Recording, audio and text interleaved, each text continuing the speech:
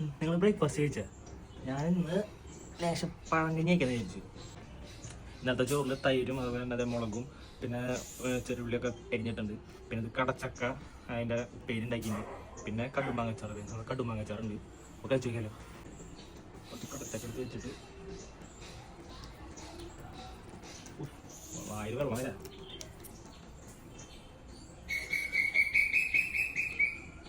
അയവ കടുമാങ്ങ എടുത്ത് കഴിയടിക്കാം. സൂപ്പർ. ഇന്നത്തെ ദിവസം ചാർജാണ് ഈ ഐറ്റം മതി. ഈ പഴങ്കഞ്ഞി രാവിലെ കഴിക്കാൻ ഇതിനെല്ലാം കൂട്ടി മിക്സാണ്. ശരിക്കും ഈ പഴങ്കഞ്ഞി കഴിക്കുമ്പോൾ മൊത്തം മിക്സ് ചെയ്തിട്ട് കഴിക്കാം. എന്നാലാണ് അതിൻ്റെ ഫ്ലേവർ നമുക്ക് കറക്റ്റ് കിട്ടുള്ളൂ. ഉള്ള വെജിറ്റബിൾ ഉള്ളതുകൊണ്ടാണ് അത്.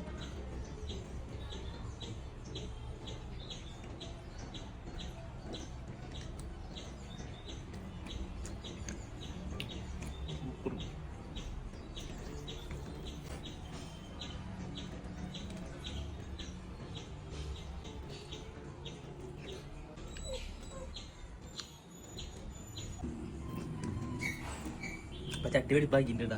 ഞാൻ പോട്ടെ. അപ്പം ശരി.